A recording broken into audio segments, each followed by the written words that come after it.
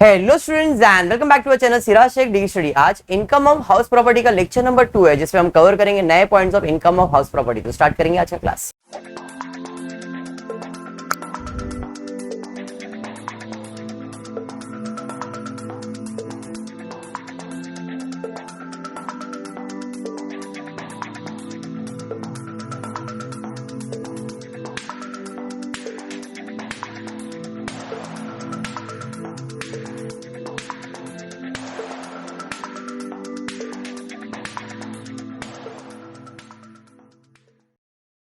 Start करते। In the previous lecture मैंने आपको हाउस प्रॉपर्टी और उसके टाइप्स बता दिए थे। कितने टाइप्स होते हैं? 4। Let out property, vacant let out property, deemed to be let out property and self occupied property. और इसका जेवी higher lower higher, higher lower higher. खाली वेकेंट में क्या लिखना है? हायर लोअर लोअर, या तो एक्चुअल रेंट। बस इतना कंसेप्ट है। ये आपका वर्किंग में लो या आपको प्रेजेंटेशन में लेना है तो प्रेजेंटेशन। अब अगर आप प्रेजेंटेशन में लेते हो तो आप इधर प्रॉपर्टी का टाइप नहीं लिख सकते। मतलब इसको वर्किंग बना दिया तो वर्किंग में इसका प्रॉपर्टी का टाइप मालूम पड़ जाएगा। Let out property, vacant let out, DLOP, SOP क्या है।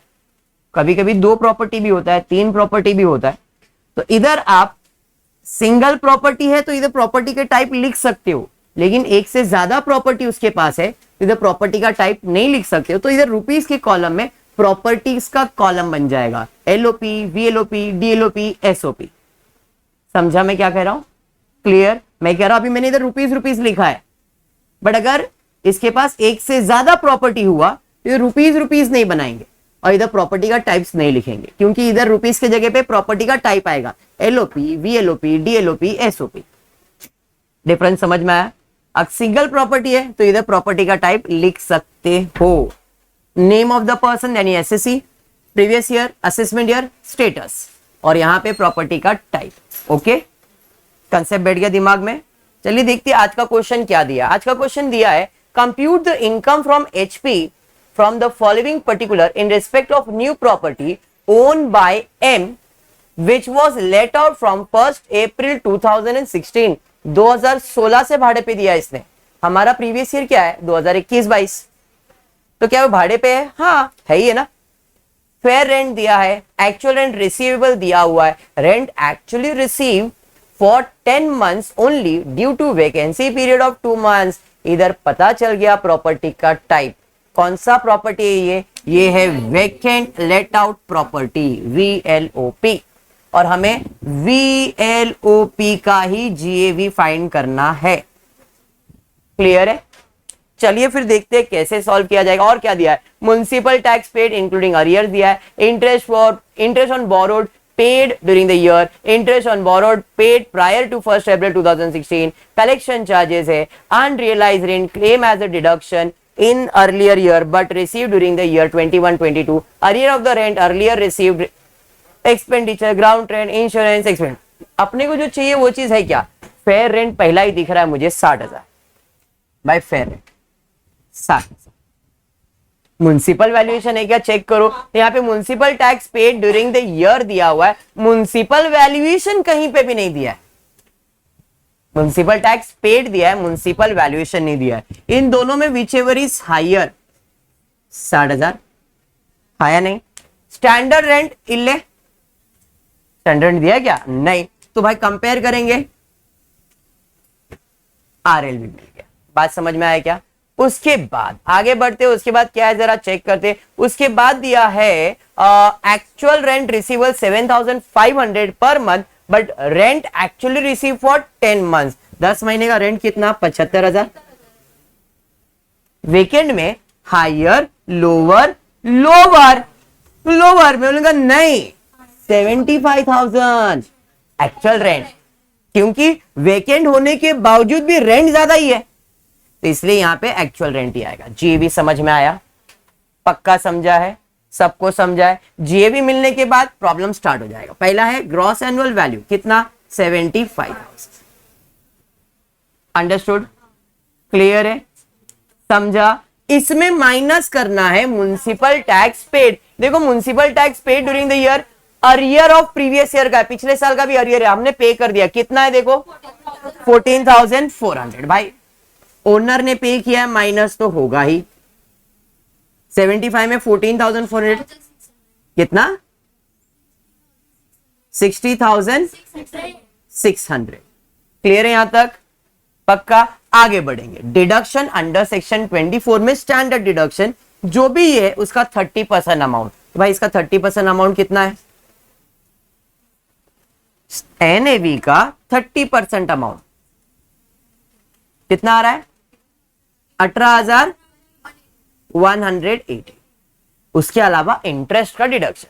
देखो क्वेश्चन में इंटरेस्ट दिया हुआ है, पहले लाइन पे मैं पढ़ता हूं, उसके बाद इंटरेस्ट को पढ़ता हूं। क्या दिया है क्वेश्चन में? पहले लाइन पे, compute the income of the house property from the following particular in respect of new property own by M which was let out from 1 April 2016। 2016 से हमने उस प्रॉपर्टी को भाड़े पे दिया है और वो प्रॉपर्टी नया मैंने लिया हुआ था, बराबर। अब आता हूं इंटरेस्ट के ऊपर। देखो वहां पे इंटरेस्ट में दो इंटरेस्ट है। Interest on borrowed paid during the year, इस साल मैंने कितना ब्याज दिया, इंटरेस्ट कितना पे किया? 23,000। Interest on borrowed paid prior to 1 April 2016, 2016 के पहले कुछ इंटरेस्ट भरा था, क्या उसका डिडक्शन मिलेगा इसको? क्यों? क्योंकि वो प्रॉपर्टी उसके पास था ही नहीं, तो उसका इंटरेस्ट का डिडक्शन कैसे क्लेम कर रहा है वो? बात समझा? तो यहां पे इंटरेस्ट ऑन 2016 जो है वो तो क्लेम नहीं करेगा, बट जो करंट ईयर है वो क्लेम कर सकता है। कितना? जितना भी उसने पे किया है। टोटल ले लो,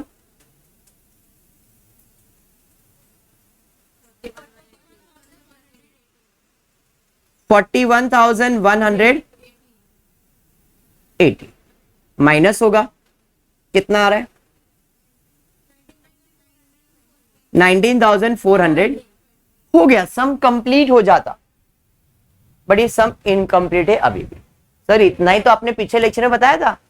मैं भी वही बोल रहा हूं कि मैंने इतना ही बताया था, इतना ही सम है, लेकिन इस क्वेश्चन में एक नया पॉइंट है। क्या है?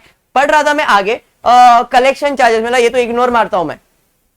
फिर expenditure incurred on collection, ignore मारता हूं। बट इसके नीचे अगर आप ध्यान से देखो, कलेक्शन चार्जेस के नीचे दिया है unrealise rent claim as a deduction in earlier year but received during the year 21-22। Unrealise rent का मतलब है कि जो रेंट पहले नहीं मिला था, जिसपे हमने डिडक्शन क्लेम कर लिया है, वो रेंट इस साल मुझे मिला है, मतलब ये तो इनकम हो गया ना।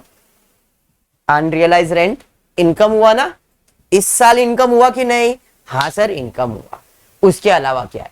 Arrear of rent for earlier year received during the, पिछले साल का भी, इसके पहले भी साल का कुछ अरियर बाकी था, वो भी रेंट मुझे मिला, मतलब ये भी तो इनकम हुआ।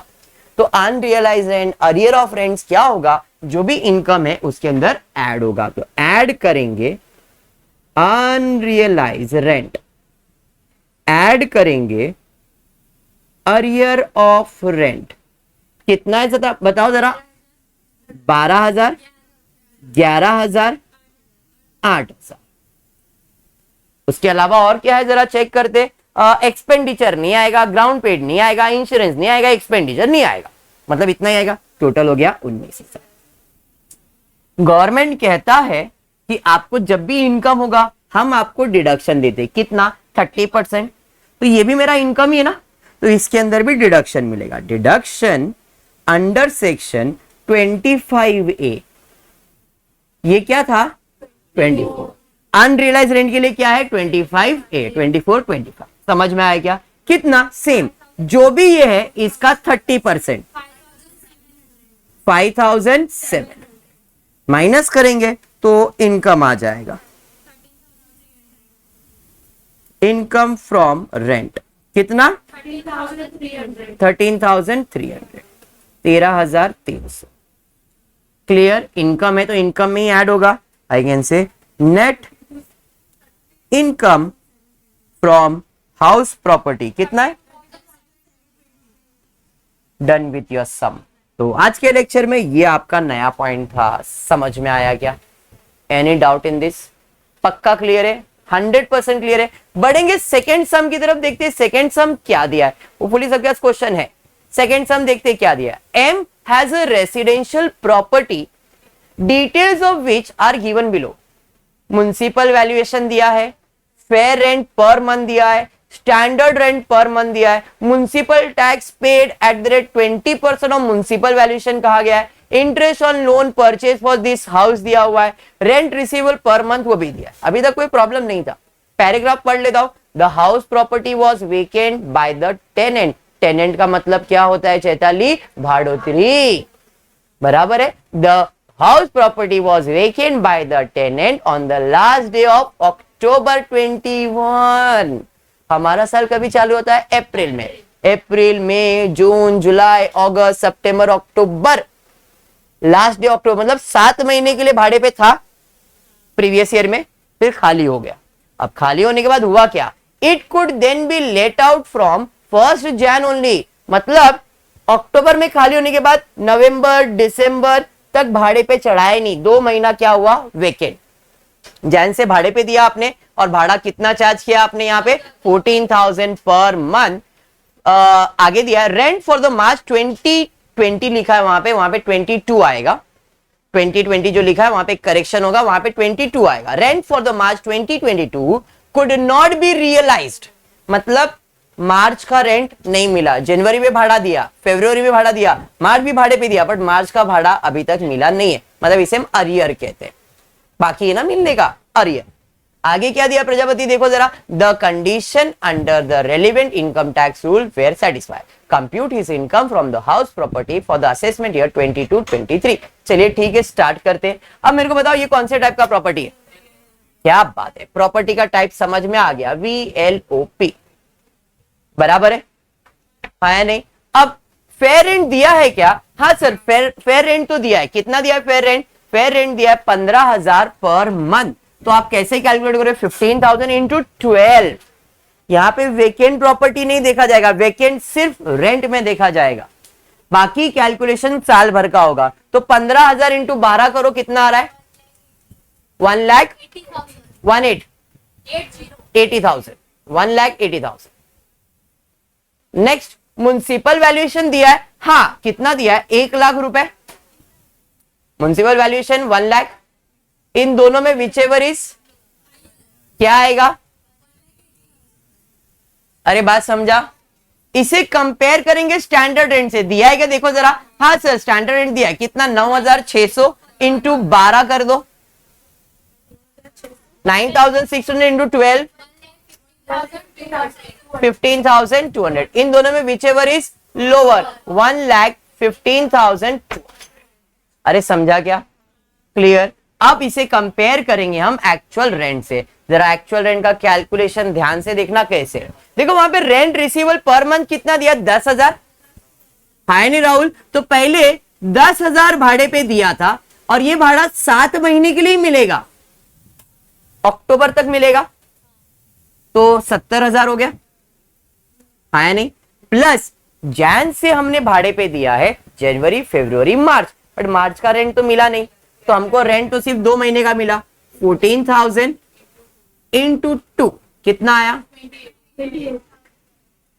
अरे बात समझा? तो टोटल रेंट कितना हुआ? समझ में आया? तो एक्चुअल रेंट रिसीव्ड हो जाएगा 98,000, which ever is lower. Lower में तो 98,000। अरे बात समझा? इस क्वेश्चन में दिस इज इंपॉर्टेंट। आप टेक्स्ट बुक का कैलकुलेशन देखोगे तो आपको ऐसा दिया जाएगा, 10,000 इंटू 7, 70,000, 14,000 इंटू 3 मल्टीप्लाई करो, कितना आ रहा है? 42,000। टोटल हो जाएगा 1,12,000।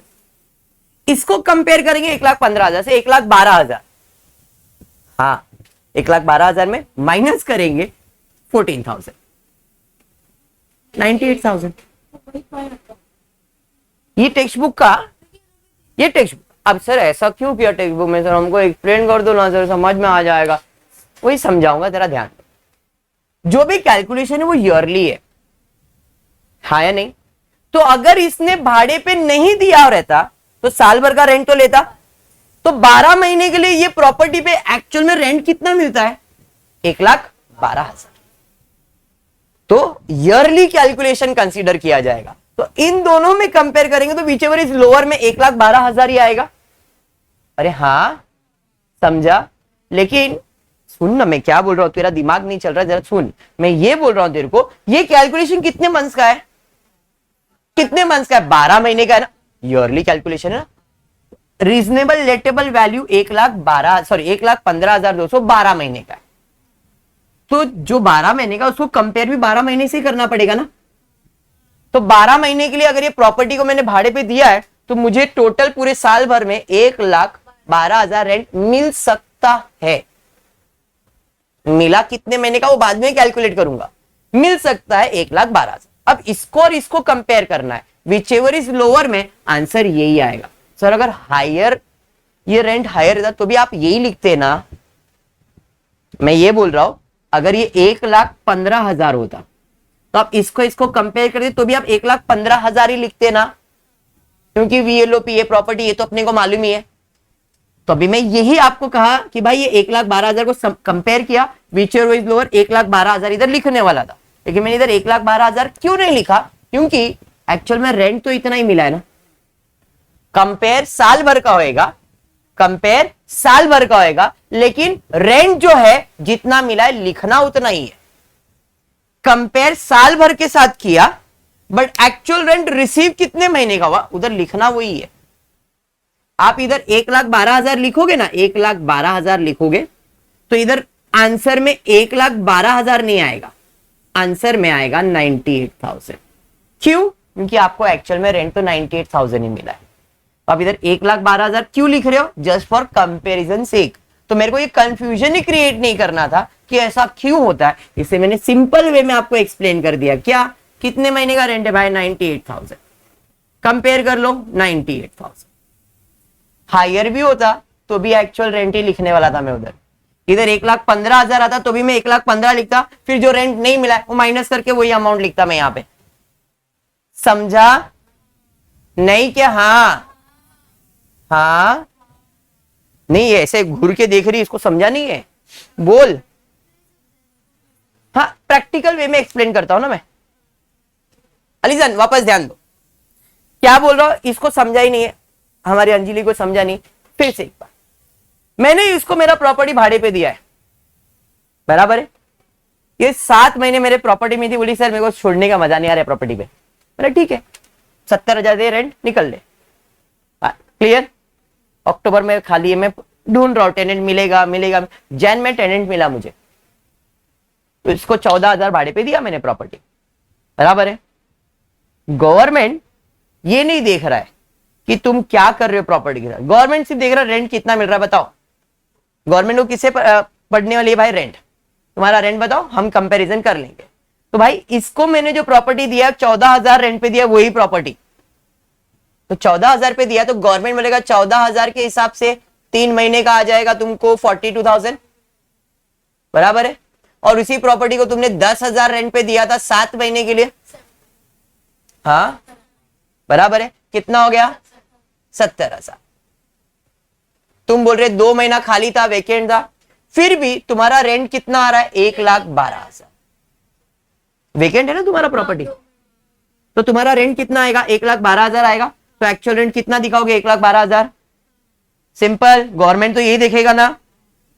हाँ फिर मैंने गवर्नमेंट को क्या बोला, अरे गवर्नमेंट ये जो है 14,000 3 महीने का, इसमें सिर्फ 2 महीने का मिला, 1 महीने का नहीं मिला, तो मैं इधर 42 कैसे दिखाऊं, क्योंकि मुझे 3 महीने का रेंट तो मिला ही नहीं है। तो 1,12,000 में से 1 महीने का रेंट निकाल दो, यानी कि 14,000 निकाल दो। तो भाई कितना जीएबी लोगे आप, बस वही किया मैंने। हाँ बैठा दिमाग में, अभी बैठा दिमाग में, क्लियर। तो भाई इधर आगे सेम टाइप लिखना है, तो इधर अब मैं जीएबी लिख देता हूं। जीएबी कितना, 98,000। इसमें माइनस करेंगे municipal tax paid. Municipal tax paid के बारे में देखो क्या दिया है, म्युनिसिपल टैक्स दिया है @20% of municipal valuation. What is the municipal valuation, 1 lakh का 20% 20,000। तो म्युनिसिपल टैक्स पेड चैताली कितना आएगा, 20,000। बराबर है। 98 में 20,000 माइनस करेंगे तो मुझे मिलेगा NAV 78,000। इसमें माइनस करूंगा मैं डिडक्शन अंडर सेक्शन 24। पहला है SD standard deduction 30% of NAV 78,000 का। Very good. सेकेंड डिडक्शन है इंटरेस्ट का। देखते हैं कोई इंटरेस्ट वगैरह है क्या क्वेश्चन में। Interest paid on loan for the purchase of this property was 20,000 दिया है ना, बराबर है। और कुछ नहीं, माइनस कर देंगे। इनकम फ्रॉम HP कितना 600। कोई अनरियलाइज रेंट वगैरह है क्या? नहीं, समझ में आया। अनरियलाइज रेंट नहीं है, होता तो भाई अनरियलाइज का कंसेप्ट करते, इधर है नहीं तो ये अपना आंसर है। कंसेप्ट बैठा दिमाग में। देखो छोटा सा टॉपिक है। अब क्या आ रहा है 60 40 74 600 बराबर है 78 था ना, ये 60 70 78 आ गया ना, बराबर है। क्लियर है यहां तक? पक्का। होपफुली आपको वीडियो पसंद आ रहेगा तो प्लीज वीडियो को लाइक कर देना, फ्रेंड्स ग्रुप में शेयर करना, चैनल को सब्सक्राइब करना। Thank you for watching the video.